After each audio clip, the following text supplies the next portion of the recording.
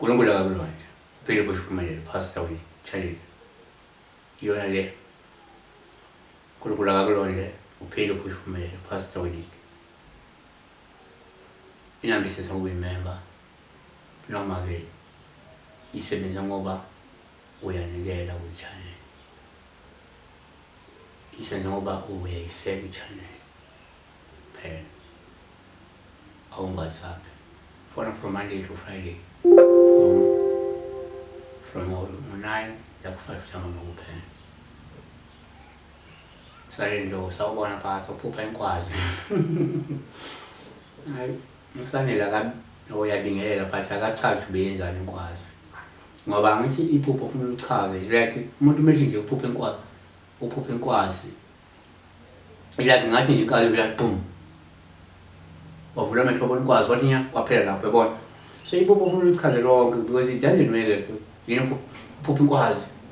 ngiphupha inkwazi ngisa or ngiphupha inkwazi ihlele egcekeni lasekhaya or ngiphupha inkwazi iza kimi ngiphupha inkwazi ngibuka yabona kwaphela chaza iphupho yini inkwazi ukhozi lolu oluzingele emanzini ukhozi lolu olubamba inhlanzi ngoba ngithi amakhozi awafani khona ukhozi oluzingela eintabeni oludila ngelwane lezi izilwane inyoni ezinye onogwaja njalo kukhona ukhozi oludila ngokuzingela nje inhlanzi bathi fish eagle in English it's a fish eagle le baze baqhamuka utshwala uyabona fish eagle inkwazi yabona so wani ngokujwayele uma ngizophupha inkwazi kuwuphawu oluhle uma indiza yabona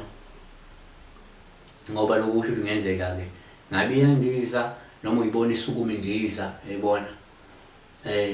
kakhulu nje uma indiza kuhle ngoba lokukhomba ukuthi uzothola isikhundla esiphakeme uzothola isikhundla esiphakeme noma uzophiwa amandla nodumo okanye umuntu uzohlonishwa aphinda avele emkhakheni yabona uma uyibona nje uIsaiah 4:31 kepha abemethemba uJehova uthola amandla amasha bayakukhuphuka ngamaphiko njengezinkozi bagijime bangakhathali behambe bengapheli amandla kanti kwesinye isikhathi number 2 uma uphupha inkwazi uPawulushe uma uyibona indiza noma uyibona ihamba iyala yakhona ngoba lokusho ukuthi ngenzeka uzochuma uzophumelela nefiso zakho zizofezeka kakhulu azimendisa kodwa phana 3 ngokwesintu uma uphupha inkwazi ngabe uPawulushe nje uma uyibona noma indiza ke lokho kusho ukuthi ngenzeka ukhonjisa ukuthi wena unemimoya yamakhosi omunye ngabe ngobe nemimoya yamakhosi ikakhulu amakhosi amanzi noma izitalo zamanzi yabona ingavela 3 number 4 kuyenzeka ukuthi umuntu inkwazi sihleli ngoPawulushe uma uyibona noma ngendiza lokho kusho ukuthi ke kungenzeka ingelosi kaNkulunkulu iyona ekuzungezile eqaphile ukuze ungehlelwa okubi Sambulo 8:13 ngase ngibona ngezwe ukhozi lwendize emkhathini wezulu lumemeza nje enkulu uthi maye kwabakhileyo emhlabeni ngokunye wakhala kwecilongo lezingilosi ezintathu number 5